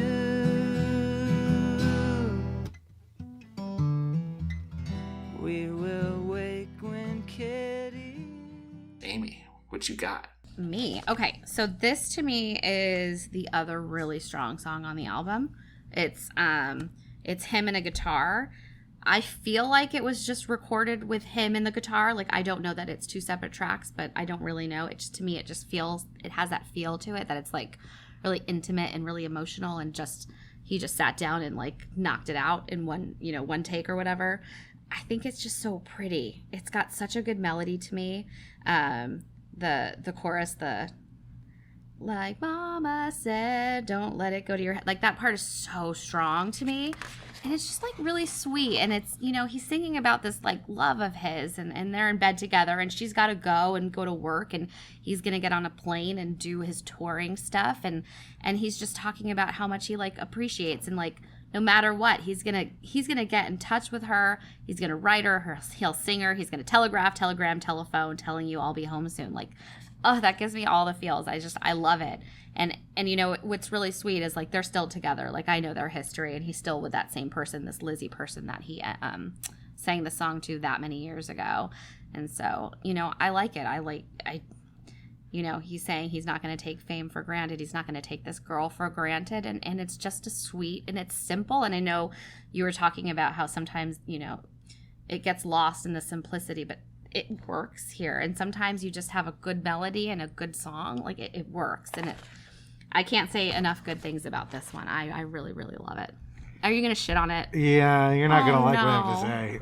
I didn't like this song at all. I'm not doing this podcast anymore. I don't think the melody's that pretty. I think this sounds like Family Tree, but slower. I could not remember this melody to save my life. And it kind of highlights, he doesn't have like an amazing voice. It's a fine enough rock voice. Again, it's pretty Rivers Cuomo-y. But yeah, this doesn't work for me. Like the lyrics are pretty. Like I'll give you that. Like I think the lyrics are heartfelt and good. But melody wise, this is just too slow. There's no drums. There's just nothing. It's just him and a guitar singing this kind of like mopey melody that didn't do anything for me. And then in there he throws in the Hebrew word dayenu a couple of times, which is Hebrew. It means it would have been enough. It's like an exclamation, like we say it on Passover. There's a song where you say this. And I think he is Jewish, so he's not. This isn't an accident that he's pulling this word, but I don't know what it's doing in the song. It immediately took me out of it because I heard it a few times. I'm like, maybe he didn't say what I thought he said. Then I went and like looked at the lyrics. I'm like, no, he is saying that Hebrew word. And it just felt very weird that it's just like there in the song. So, yeah, I'm sorry. I feel the exact opposite about this song as you do. So we got a really negative, and we have a really positive, and I just want to ask you guys your opinion. Do you think you're going to get high, low, or medium for me, based on what kind of song this is and both of your opinions? Yeah, Kyle doesn't really like a ballad like this unless it's like a very strong melody. I'm going to say he probably doesn't like it very much, which is a bummer. But I tend to agree. I suspect that you're not as hot on this. Okay. All right. Let's get into it. So first off, this is the song that doesn't have a lot of production. The bands do this, right? You're going to have a More Than Words, a Glycerine by Bush, a Butterfly by Weezer. You're going to have a song on the album that doesn't have a lot of production that's broken down. And this is their song. So first off, I'm perfectly fine with that. It's cool when bands do that. I would be fine if Metallica had a song like this on their album. And they do sometimes. When it comes in, I dig the acoustic guitar. I think that it's cool. Yeah, I feel like I'm holding out, but I love this song. I love it. I think that the nice melody, I think it's a very, very nice melody. I'm fine with it being broken down. Yeah, I was waiting, the first time I heard it, I was waiting for it to kick in and kind of go for it. And here's the thing, is the vocals aren't perfect. You can tell that he didn't lay down lots of tracks for this one. I don't know that he recorded at the same time. Amy, you mentioned that was it done on one track. When one track, you mean it could be one vocal, one guitar, two tracks, but you still mean done at the same time live is I think what you meant. And I think that it probably was. It kind of does feel like that. A few lyrics that popped out in my brain. This is where he says it even on Texas time. So he's probably in CST and Central Time. And he also mentions the words in their votes are in for Lifeguard of the Year, which I thought was really cool. And then, of course, very strong chorus. Like my mama said, don't let it go to your head, Lizzie. I think this is super duper strong of a song. I'm surprised, Doug, that you don't think the melody's strong because I feel like I can sing that chorus melody for days. For me to like a song that's broken down with this just acoustic is it better have a good melody. If you don't have a good melody on a song like this, then you're just seriously, you're going the wrong direction. It's going to be a 35. It's going to be really low. But this song does the complete opposite. It has, I think, what is a very strong melody that I still have in my head, and a super strong track for me. Yeah, happy to talk about this one. Yeah, the lyrics are just so good. There's so many parts of it that are strong. Just the way it hits, too. I mean, he's telling the story. She's going up to Maine. Tomorrow is the first time Liz. Like, he rhymes it. It's so, like, it hits on just the right spots. Like, I'm so proud to know you. It's just so good. Cherry. I'm a little bummed that you Cherry. don't like it. Yeah. Allie was listening to this song with me, and I played it for my daughter, and she it reminded her of Elliott Smith, like right off the bat, like with the that's minutes. clear. Yeah, very similar sound. Cool. Okay. So let's see what we got on ratings then for this one. Amy, this has got to be your other 97 then, right? Yeah, it's my other 97. Well, I'm gonna fuck up the average. I gave it a 60. It's rude. Don't like it. And for me to get into the 90s, then we're talking about legendary stuff. This one doesn't get there, but it is an 89, so very high. Yeah. So what, a 60, an 80, and a 90, right? I'm surprised this is the one that got you. That's the highest. That's cool. Didn't at first. It took 3 or 4 listens, but once it drilled in, it got in there. Yeah. Wow, interesting stuff. Yeah, I'm surprised you don't like this one, Doug, but that's cool. That's what's fun about this. So much different opinions. I'm not mad at you guys for liking it. We're mad at you.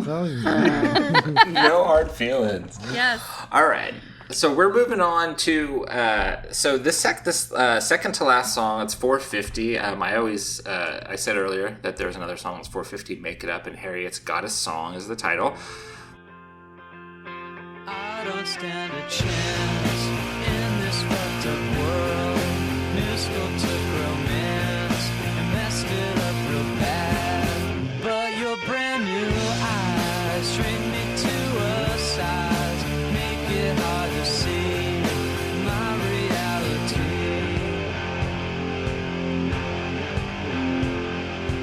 You say I'm blind, I think you're wrong. Harriet's got a song.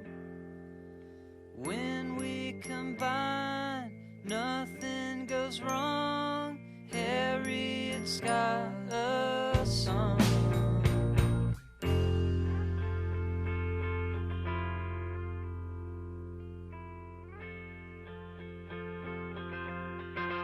Scare myself sometimes, lead me to the light. I have said this before on the podcast that it's, a lot of times bands will put their worst song second to last. So we'll see where this one falls on there. But Doug, you will take us there first. So what you got on this one? This is what I found interesting here is the chorus slams on the brakes. It really slows down for that part. You say I'm blind, I think you're wrong. Like he goes way slow for that. Which is interesting. Yeah, it's very dynamic. The other thing that I noticed here in the production is he uses, I think it's an instrument called a celeste, actually, which is that high, like, tink, tink, tink sound you hear. Like Springsteen uses this in, like, all of his big songs. That's a very, like, signature Springsteen thing, which I am kind of focused on because at the moment I'm editing a Springsteen episode on the other podcast, so I'm hearing a lot of it. So it's here in this song. You'll hear it. It's almost like, is it a glockenspiel? Like, what is that little tinkly sound? A triangle, but I think it's celeste is what it's called. This one's all right. This is another one where I had a little trouble remembering the melody to it. Afterwards, and he has a kind of a more clear vision for, like, lyrically what the song is about. Again, he's got, like, a person, right? Harriet's got a song, and he says, like, going off on me, not only can I see, memorized your scent everywhere you went. I like that line, like, because scent is, like, an actually very powerful thing in terms of memory. You think, like, hearing a song or seeing something can take you back, but like if there's a smell associated with a memory, like, that's like 9 times more powerful. So I kind of like that. I'm not sure who Harriet is necessarily. I don't know if he's talking about himself as Harriet, right? He's standing outside of himself, or if he's talking about, like, one of his old bandmates because his prior band fell apart. But so I ended up being okay with this one. I don't love it. I don't dislike it. It's kind of right in the middle for me. Yeah, I really agree with a lot of that. I think that our ratings are going to be really close on this one, Doug. I'm just going to make a throw out there that they're going to be the same. I don't know that we've ever seen that, but we'll see what happens. I like the tone of the electric guitar. It's kind of heavy. It's got a Weezer vibe. It's always cool. It kind of reminds me of Falling For You off of Pinkerton in the verses, which is not one of my favorite Weezer songs off of that album, but it's still pretty good. And the fact that I think at this point in the album, more to me where I would expect it to be, like, not as good, especially coming off, to me, Lizzie, which is one of the stronger ones, I would kind of think that the album would kind of take a dump at this point. But this one doesn't. It doesn't take a dump. It's not my favorite song. The quiet chorus you mentioned, Doug. I think it's pretty cool. I think I like the contrast of like a little bit louder of a verse and a little bit quieter of a chorus. I can't even really think of how it sounds right now, but I remember it, and I'm looking at my notes, so that helps. The melody I don't love in the chorus, but it still kind of comes off because it's a lot quieter. There is a tempo change that happens there. The tempo actually gets faster. It does the do-do-do's, kind of transitions to the rest of the song. There's actually a guitar solo in the song, which there's not a lot of on this album. It's not very fancy. It's not, flashy or anything like that, but I think it kind of fits. I think it's fine. It's basic guitar solo, but it's cool. The ending kind of has a little bit of an epic of a feel. It kind of goes this direction where it does things that the beginning of the song doesn't do, which I always like. Even if it's a shitty song, if you take me on a little bit of an epic journey at some point, it's going to up it a little bit for me. So like you, Doug, this is going to be not one of the best. I don't think it's going to be either of our worsts. And we'll get to my rating in a minute, but I kind of think that Amy's not going to like this one. What do we got? I mean, it's not quite the typical penultimate song, so it's not the worst song on the album, but it's pretty close. That's how I feel about it. It's got a little bit of catchiness to it. I wish I understood the lyrics more because I wanted to dive in. I tried really hard. Like, New School took romance and messed it up real bad, so it sounds to me like he moved and then he's trying to get in with these new people, but I really don't understand who Harriet is. Who are you? Like, is she the new person? When we combine, nothing goes wrong here. I don't know. I don't understand. If you're out there, Ben, can you please let us know what this song is about? It sounds a lot like Weezer. It sounds like, a discarded Weezer song to me, where it's, all Weezer songs are good, but not all of them are great. So, again, I don't have a lot to say about this one other than there's some catchiness to it. I like where it goes melody-wise with the chorus. I don't know, guys. It's all right. I will say one thing. Ben, if you are out there and you're listening to this podcast, thanks for coming on. We appreciate that you got this far. And you are welcome to join us and pick your favorite album, and we can go through it with you. Because I do appreciate you as a musician on here. Like, I don't love a lot of these songs, but some of them I really like. But they're still songwriting, and I appreciate this. Like, This is a song. This is not a shitty song, right? You can't put, this is not going to be a 60 for anybody. There's no way. No. I looked at maybe my close for sure. Amy. No, it's significantly higher. All right, should we do our ratings? Sure. Doug, what do you got? I give it a 73. Okay, I thought we were going to be the same. 75, very close. 70. Okay. Pretty close for all of us. Yeah. Yep. All right, we got ourselves a closer here. We got ourselves the last song. 11-song album. I liked 11 songs. If you're going to be in the 10 to 13 range, I'm usually going to be pretty stoked on that because if you get to 15, 16, 17, it's just too damn much. So the 11th track is called Falling. It's 4 minutes and 4 seconds. Wind is cold, alright, back in Dallas.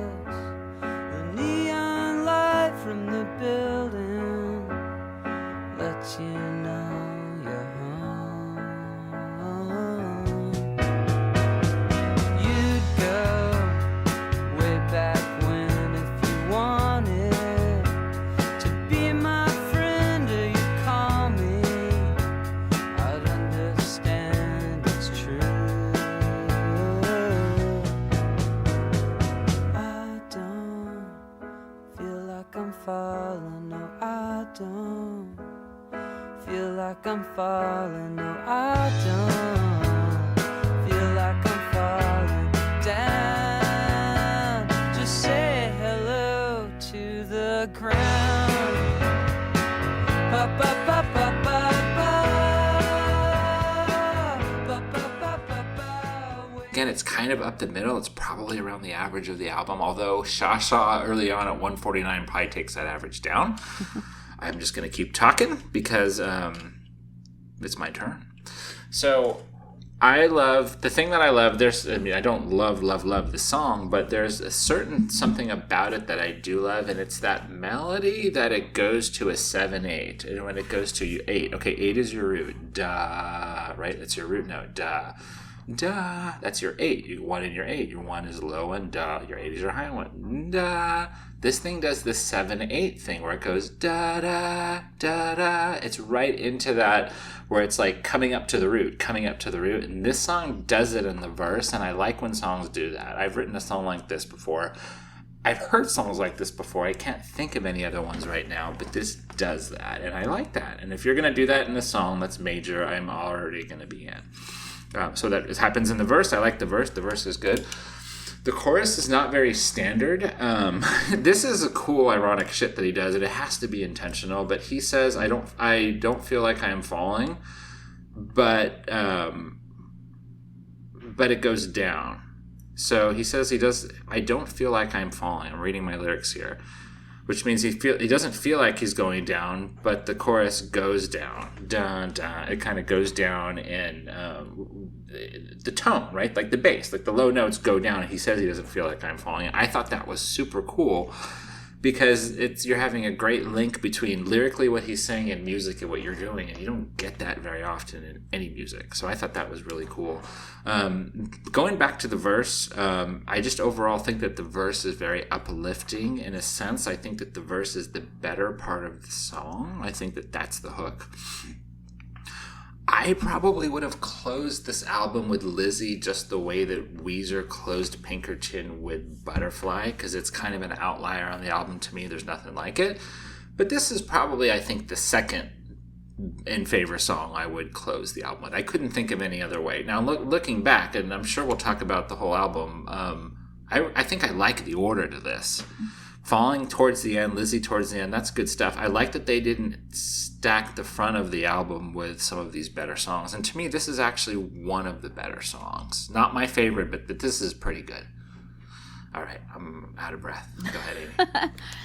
There's a song by, I just thought of this, by Semisonic, Falling. Do you remember that one? And it's kind of got the same kind of, I gotta look it up. Can we pause? Are you sure that it's called that? No. It's from the first album, and I feel, hold on one second, I guess I just gotta look this up. I feel like it's similar, like tempo wise. Yeah, Semisonic is off of their first album. How does it go? The Great Divide. High above the midway lights, high above the rise. Yeah. You nailed it. Yeah, something about that reminds me of this, although they were, created probably 12 years apart or something. And I don't think it's derivative at all. I just think it reminds me of it tempo-wise. I think it's a really strong final song. I think it's a strong song overall. It's all melody for me. I feel like it's strong production, which I don't really particularly see in all. I mean, I still like a lot of the other songs, but I don't notice the production value. It's mostly catchy and melody. This one to me feels like a really well-oiled machine. Like all the parts fit together really well, and I can't say that for the rest of the album. I really, really like that bridge melody that we could talk if days weren't so fast and mistakes just leave it so unsure. Want to hold you like never before because we're falling and I love you more and more. I really, really think that's strong. I don't know if I can interpret this song. I mean, I think he's talking about falling in love and kind of the contrast of I'm falling in love, but I feel up. I'm high because of that. So it doesn't feel like it's the juxtaposition of the words, like I'm falling in love, but things are good and up. I don't know. I might be overthinking it. But yeah, I really enjoy this. It's not my favorite, but it's pretty close. I like this one too. I think it's a good closer because it's a good bookend. In terms of the production and the sound, this sounds the most like how it should be. It's piano forward. It's roughly the same tempo, right? They feel like kind of they speak to each other a little bit. So I ended up really enjoying this. I think, yeah, it's a good way to bring things to a close. It's got a little more of an upbeat sound to it. I wondered when I read the lyrics if he's a fan of The Hitchhiker's Guide to the Galaxy. Because this lyric about, he says, I don't feel like I'm falling. Just say hello to the ground. There is a joke in The Hitchhiker's Guide to the Galaxy that would probably take me too long to explain the setup.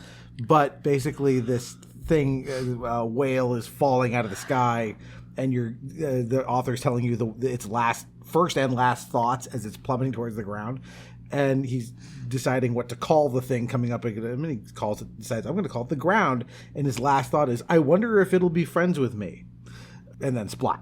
And this say hello to the ground reminded me that he's making it a metaphor about falling in love, and the falling is the good part, we go on the ride. So this had a lot going for it. The melody was good, the melody was catchy, the lyrics were clever and fun, and the production had enough disparate elements working together to make it feel a little more sophisticated. So yeah, I think that'll be reflected in my score as well. This is a good way to close it out. Great. I like what you said about how it closes it out, and it's a good response to how it should be, the intro. It kind of closes it out where it feels like you're kind of back home to where you were when you started. I like that. I like that sentiment. All right. I guess it'd be my rating first, yeah. This crosses over the line. 80. Oh, 95. 85. All right. Good spread, but all positive stuff on that one. I think we're going to average out pretty similarly, guys. Mine will be slightly higher than yours. I think yours is going to be at least 5 points higher than mine. Yeah, but before we get to our final scores, it's time to talk about our favorite tracks and then our least favorite. So, I start? Yeah. So my least favorite track, unfortunately, is one you really liked, which is Lizzie. It didn't work for me. My favorite ones are probably, just based on the scores, Wasted and Ready, and... what's the pretty ballad we all liked? In Other Words. In Other Words, yeah. I was trying to find it in my notes. So those would be my favorites and least favorites. Okay. Yeah. Least favorites, the songs I could do without, Family Tree and Walk on Me. Don't really need to go back there again. So I had 4 that are above 80, which is a pretty good album if you're going to have 4 songs above 80 on my list. The top 2 are the ones that are kind of my big mentions, I think are my favorites. So with you, Doug, I'm there, Wasted and Ready. And then not with you, Doug, is I got Lizzie at the top. Love that one. That's probably my very favorite song on this album. And for me, my worst is No Reason, and my favorites are Lizzie and Sha Sha. Good spread. Yeah. All right. So final thoughts, or do we want to do final scores first? Oh, final scores first. Okay. Or final thoughts. I'll go wherever you guys want to go. I think we do our final thoughts and then we give it the final score. Okay. So, okay. All right. Is it me? Go for it. Yeah, I'm going to kind of end this thing back where I began, which is I think this is a solid piece of indie singer-songwriter material from 2002. There's a lot of stuff that sounds like this, and there are some tracks on here I think that show some real promise. So there's ones we all glommed onto as recognizing these are pretty good. There were a few that were ups and downs, but basically it's very clear that this guy's talented. I don't know that he ever had he's never hit mainstream success. I hope he's found success in the indie world, because there's something here, and it's one of those things where it's this is basically his first album, and so it's a little hard to judge. I mean, every once in a while you get something, you get your Appetite for Destruction. Somebody comes out fully formed with nothing but bangers, but that's rare. Most artists, when they're starting out, produce something like this, and you look at this and go this guy has proven he's got talent. He needs to, basically, I think I would, if I were in a time machine talking to him in 2002, I'd say be prolific, write more songs. The more you do, the more you'll have to choose from. I think Jerry Seinfeld said, as a stand-up comedian, he writes out or he throws away 90% of what he writes. So if you're only keeping 10% of what you do, you just got to do a lot so you'll have enough. And I think, the more I haven't heard his later stuff, I would hope that he grew as a songwriter, because there's a lot to like here. Okay.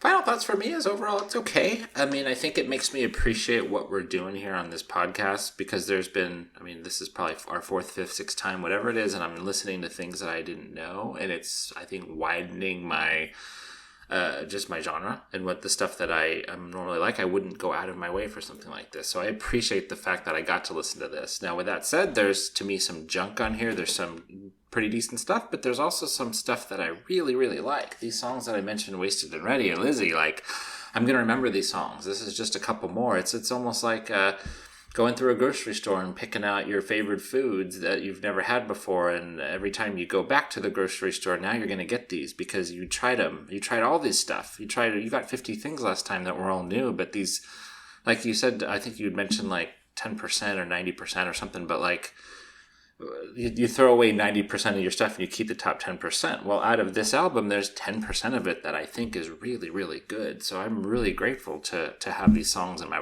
repertoire now of stuff that I listen to. But overall, it's not my style. Listening to the singer-songwriter stuff, it's not all in my wheelhouse of stuff. But I think I appreciate it and appreciate what we're doing here. Yeah, I mean, this has been fun for me to go back and listen to these songs. I mean, some of them I've been listening to this whole time, but to kind of re-examine them, and I'll be adding some of them back into my rotation. I saw Ben Kweller's name in the news recently. I think it was the last couple of months. He came out with a brand new album. He lost his son in the last couple of years. A teenage son of his passed away, and so he took some time off, and then he released an album that was very much dedicated to his son. And I think I played it, but I wasn't really paying attention. So now that I have some time, I'd like to go back and kind of revisit that and see, this should be a very mature album from him. It's been a long time, it's been how many years? 25, whatever. So I'm curious to see what it sounds like, because I think maybe that's what's missing in Sha Sha is some maturity. And so I'm kind of eager to see what 20 years, adds to his musicianship. But overall, this has been fun. I'm glad you guys found some songs that you enjoy. So I consider this a success, introducing you guys to some new music. Yay! That's all. All right. So then... I guess we got our ratings then, right? Yep. Yeah. So my final aggregate score was 78.27%. All right. That's pretty close to mine. I'm at 76.73%. Okay. Someone adding these up? Yep. And I'm at 85.6. Okay. So that makes D sense. really dragged me down. All the way down to 85. I know. So I had a lot of 90s too. So the final GPA for Ben Kweller's Sha Sha is 80.2%. All right. And do we know where this ranks with our Kinks and our Jason Mraz? Oh, and our I Muse? don't have that charted anywhere. Maybe we We should. should start tracking that. That seems like a Kyle Excel spreadsheet thing. It does. Yeah, I'll try to do that. Let me write down the total for this time. What was it again? 80.2. 80.2. I don't think we did it with Mraz. We'd have to. We we'll still have to, figured out something. We did? We Okay. worked it out. Yeah. We can go back. Okay. All right. So then, What's our homework assignment? yeah, Kyle, it's time to give us our homework assignment for next episode. So this is so hard because to this moment I am not 100% there, and I'm going to just kind of bust it out because I had it down to 4 albums, one from the 60s, one from the 70s, one from the 80s, and one from the 90s. I almost just want to ask you guys to pick a decade, and I just pick it based on that, but I don't think that we're going to do that. I think that I'm just going to bust it out here. Okay, so let's not do the Beatles album that I wanted to do. I'm not going to do that one, but I might come back to that because I thought it would be fun to do something that everyone knows. But instead, I'm going to take an album from the 90s. This is an album that not you guys know, but you definitely know a few songs off of it. It's going to be Aerosmith. We didn't know we'd have to go Aerosmith. And we are going to go with 9 Lives for our next podcast, which I'm really excited about because there's some really good songwriting on there. And this is not a very well-recognized Aerosmith album. Most people out there listening are like, really, Kyle? You're not doing Toys in the Attic or Rocks or Permanent Vacation or Pump? No, we're doing 9 Lives from the 90s, but I'm looking forward to this. What are some of the songs people would know off of 9 Lives?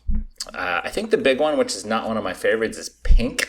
Yeah. And then there's also Fallen in Love is Hard on the Knees. Okay, that's the Full one Circle. I know.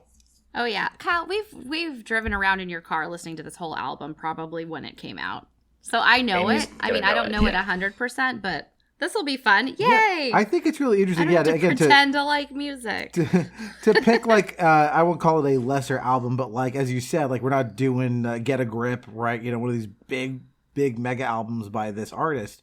You're picking kind of a mid-tier one. So actually, I find that those can be kind of interesting because, from an analysis point of view, right? One, we're doing songs that maybe a lot of people don't know. And two, this album didn't catch fire the way some of those other ones did. So maybe looking at either why it didn't work or maybe, hey, they just, for whatever reason, these songs were great and they just didn't get noticed. It's so slightly longer. It's a 62-minute album if we're doing the first 13 tracks with none of the We're bonus. stopping at, I believe, Fallen Angels is the last one? Yeah. That's 13, isn't it? Yeah, it's 13. Okay, 13 is almost 63 minutes. So it's slightly longer than the ones we've done before. Okay. So we might need a little bit longer to prep. All right, 9 lives it is. So cool. That's your homework assignment for next episode, everybody. So, I guess it's time to start bringing this to a close. Kyle, tell the good folks out there about your cool band and the music that you do. Yeah, I got this band with these guys. It's just me and myself. Called Kyle and the Silver Dork. What is it? Is it October right now? You said that. September. It's September, which means my new album is probably just getting ready to come out. It should be out in October. But at this point, if you want to go listen to the first album, it is called In Your Blind Spot. Enjoy. You can get it anywhere. Spotify, iTunes, all the places. Amy, what about your awesome earrings? If you're in the market for some earrings, check out Momo Bunnies More Co. on TikTok, Etsy, or Instagram. And, of course, you can listen to our other show, Nostalgium Arcanum. That's the main show. That's the weekly show that is a pop culture retrospective show. Each episode we have a guest or multiple guests on to talk about a topic that they are still obsessed with 20, 30, 40 years later. It can be movies, TV, video games, music, lots of music episodes in there too. Whatever you might be interested in, take a look. At this point, there's I think well over 150 episodes for you to check out. So go find that wherever you find your podcasts. And if you want to get in touch with us, of course, the links to our social media pages are in the show notes. Go there. We're on Facebook and Instagram. Hopefully it'll be on maybe on Blue Sky by the time you hear this. I'm going to try and get us over there. And if you have time, please do drop us a review. Drop a review for any podcast you like, not only because it makes the podcaster happy, but because dropping reviews actually has a tangible effect on the podcast reach in terms of finding new audience. And of course, also good is word of mouth. If you enjoyed this, tell somebody, listen to these albums along with us and tell us what you think, because we want to hear what you have to say about all of these things. So with that, that kind of brings us to the end. We still don't have a real sign off. So this is playing Sha Sha by ear. Sha Sha, Signing bye. off. a cute sign off. Late.